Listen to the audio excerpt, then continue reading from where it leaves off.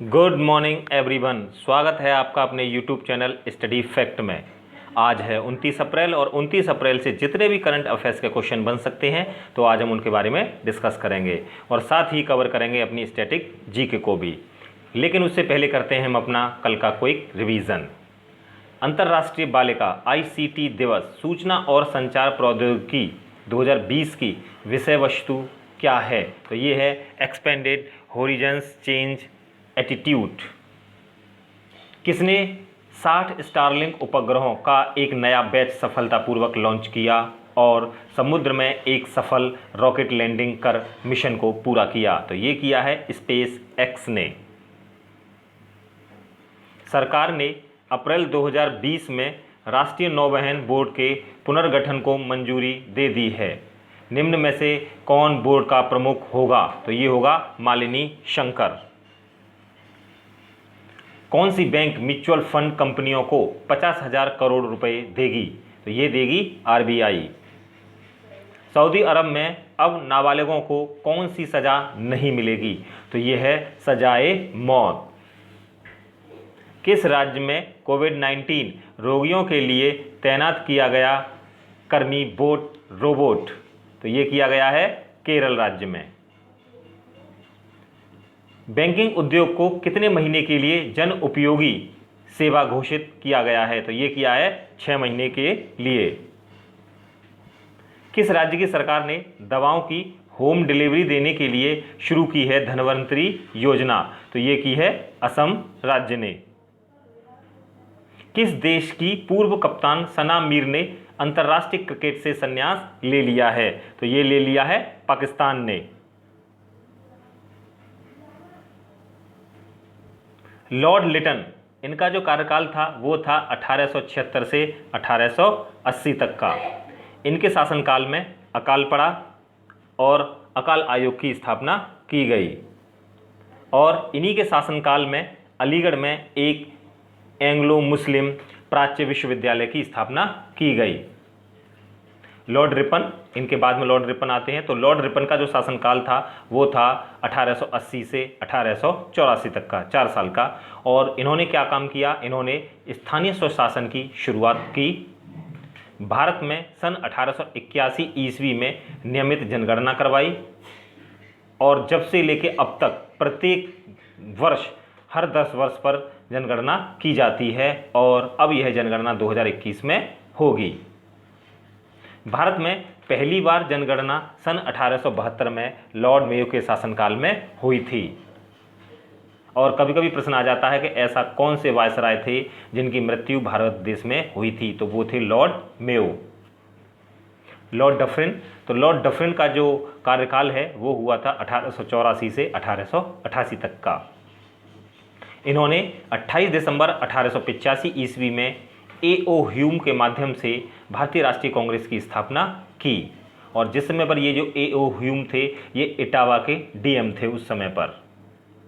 Lord Lansdowne, ये है 1888 से 1894 तक का। इनके समय में भारत और अफगानिस्तान के मध्य डूरंड रेखा यानी कि सीमा रेखा का निर्धारण किया गया था।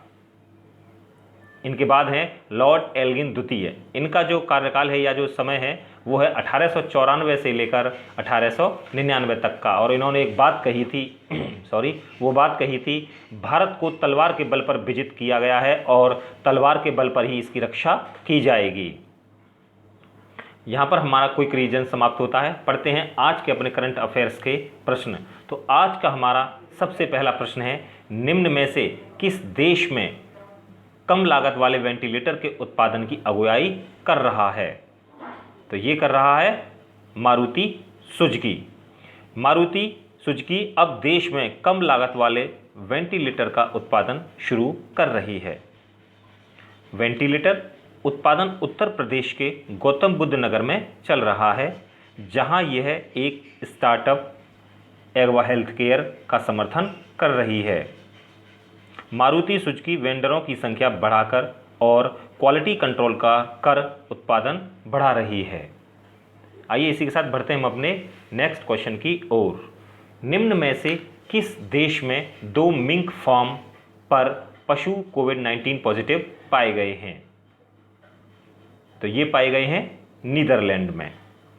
नीदरलैंड के 2 मिंक फार्म पर पशु कोविड-19 पॉजिटिव पाए गए हैं। मिंक कोरोना वायरस से संक्रमित पहले पशु नहीं हैं। न्यूयॉर्क राज्य में 2 पालतू बिल्लियों और ब्रुक्स चिड़ियाघर में कुछ बाघों और शेरों के संक्रमित पाए जाने के बाद यह विश्व भर में वायरस के पशुओं में संक्रमित के मामले में छोटा सा इजाफा है पशुओं में। आइए इसी के साथ बढ़ते हैं हम अपने नेक्स्ट क्वेश्चन की ओर। किसे खेल सचिव के रूप में नियुक्त किया गया है? तो ये नियुक्त किए गए हैं रवि मित्तल। रवि मित्तल को खेल सचिव के रूप में नियुक्त किया गया है। खेल मंत्री हैं हमारे किरण रिजिजू जी। आइए इसी के साथ बढ़ते हैं हम अपने नेक्स्ट क्वेश्चन की ओर। India ratings and research agency ने भारत की जीडीपी को घटाकर कितना कर दिया है? तो ये कर दिया है 1.9%। यानी कि credit rating agency India ratings and research यानी कि इंडरा ने अपनी ताज़ा रिपोर्ट में वित्तीय वर्ष 2021 के लिए भारत के सकल घरेलू उत्पाद ग्रोथ को घटाकर 1.9% कर दिया है। इससे पहले रेटिंग एजेंसी ने मार्च 2020 में वित्तीय वर्ष 21 की जो जीडीपी ग्रोथ जो रखी थी वो 3.6 रहने का अनुमान लगाया था। क्रेडिट रेटिंग एजेंसी द्वारा जीडीपी ग्रोथ में कटौती कोविड-19 महामारी के कारण मई 2020 तक भारत में जारी लॉकडाउन को बताया गया है। आइए बढ़ते हैं हम अपने नेक्स्ट क्वेश्चन की ओर। नेक्स्ट क्वेश्चन है हमारा, trends in World Military Expenditure 2019 की रिपोर्ट किसने जारी की? तो ये जारी की है SIPRI ने, यानी कि स्वीडन के विचारक समूह या थिंक टैंक कहे जाने वाले Stockholm International Peace Research Institute यानी SIPRI ने अपनी report Trends in World Military Expenditure 2019 जारी की है। SIPRI द्वारा जारी इस रिपोर्ट में 2019 में वैश्विक सैन्य खर्च का ब्यौरा दिया गया है। फिर से बोल देता हूं, यहां पर वैश्विक सैन्य खर्च का ब्यौरा दिया गया है। इस रिपोर्ट में बताया गया है कि 2019 में वैश्विक सैन्य खर्च वैश्विक सकल घरेलू उत्पाद यानी कि जीडीपी का 2.2% हिस्सा है, जो कि 2010 की तुलना में बहुत अधिक है। अमेरिका ने इस पर सबसे ज़्यादा खर्च किया है यानी कि $732 बिलियन। चीन इसके बाद में, भारत तीसरे स्थान पर है। और 2019 में भारत ने ये $71.1 बिलियन खर्च किया, जो कि इसकी जीडीपी का 2.4% है। और ये जो रिपोर्टें हैं ये 2019 की रिपोर्ट हैं। आइए इसके साथ बढ़ते हैं हम अपने नेक्स्ट क्वेश्चन की ओर। नेक्स्ट क्वेश्चन है हमारा, किस देश ने कोरोना वायरस के चलते हुए पिच ब्लैक 2020 युद्ध अभ्यास रद्द कर दिया है? तो इसका आंसर है ऑस्ट्रेलिया। ऑस्ट्रेलिया ने भारत और ऑस्ट्रेलिया के बीच होने वाले मुख्य बहुपक्षीय वायु युद्ध अभ्यास पिच ब्लैक 2020 को रद्द करने का फैसला ले लिया है या फैसला किया है। ऑस्ट्रेलिया ने यह निर्णय कोविड-19 के विश्व व्यापारी महामारी के वर्तमान प्रभावों के कारण किया है। रॉयल ऑस्ट्रेलियन एयर फोर्स के प्रमुख मैग हुफेल्ड ने भारतीय वायुसेना के air chief marshal Rakesh Kumar Singh Bhadauria को पत्र लिखकर इसे रद्द करने की जानकारी दी है। ऑस्ट्रेलिया, तो ऑस्ट्रेलिया की राजधानी है कैनबरा। ऑस्ट्रेलिया की मुद्रा है ऑस्ट्रेलियाई डॉलर। और भावना देहरिया ने 9 मार्च 2020 को ऑस्ट्रेलिया के सबसे ऊंचे पर्वत शिखर माउंट कोजी सुच को, जिसकी लंबाई है 2228 मीटर पर सफलतापूर्वक चढ़ाई की है। इन्होंने 2019 में माउंट एवरेस्ट की चढ़ाई की तथा 27 नवंबर 2020 को किलिमंजारो पर्वत की चढ़ाई की। आइए इसके साथ बढ़ते हैं हम अपने नेक्स्ट क्वेश्चन की ओर।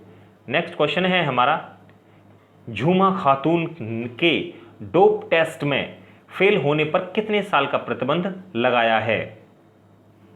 तो ये लगाया है 4 साल का। भारत की मध्यम दूरी की धाविका झुम्मा खातून को एथलेटिक्स इंटीग्रेट यूनिट द्वारा साल 2018 के डोपिंग मामले में प्रतिबंधित पदार्थों यानी स्टेरॉयड का सेवन करने के कारण 4 साल का प्रतिबंध लगा दिया है। झुम्पा खातून से जून 2018 गुवाहाटी में राष्ट्रीय अंतर्राज्य चैंपियनशिप के दौरान नमूना लिया गया था। नाडा, तो ये है यानी कि जो देश लेवल पर काम करता है, नाडा यानी कि नेशनल एंटी डोपिंग एजेंसी, और एक है वाडा यानी कि वर्ल्ड लेवल पर है वर्ल्ड एंटी डोपिंग एजेंसी। आइए इसी के साथ बढ़ते हैं हम अपने नेक्स्ट क्वेश्चन की ओर। कोविड-19 के लिए प्लाज्मा थेरेपी शुरू करने वाला कौन सा सरकार ने पहला अस्पताल बनाया है? तो ये बनाया है KGMU यानी कि किंग जॉर्ज चिकित्सा विश्वविद्यालय।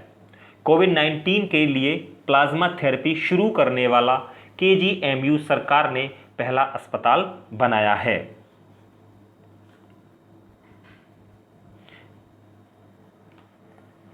उत्तर प्रदेश, तो उत्तर प्रदेश में प्रधानमंत्री मोदी ने वाराणसी, उज्जैन और ओंकारेश्वर को जोड़ने के लिए काशी महाकाल एक्सप्रेस को हरी झंडी दिखाई।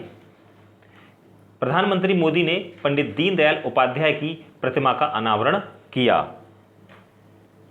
प्रधानमंत्री मोदी ने दीनदयाल हस्तकला संकुल में Uttar Pradesh institute of design के एक सांस्कृतिक कला और हस्तशिल्प आयोजन काशी एक रूप अनेक का उद्घाटन किया।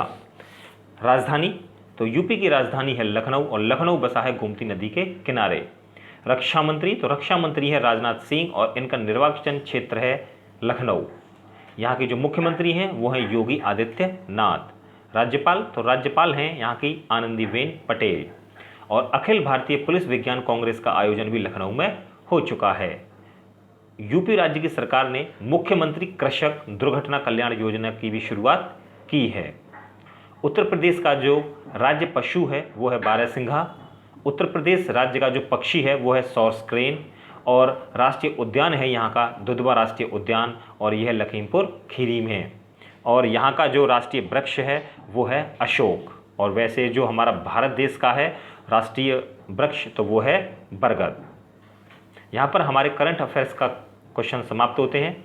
पढ़ते हैं आज के अपने स्टैटिक जीके के प्रश्न। तो स्टैटिक जीके के जो हमारे प्रश्न हैं वो हमारे हैं बंगाल के गवर्नर, और उनको हम थोड़ा सा आगे बढ़ाते हैं जो काफ़ी इंपॉर्टेंट है।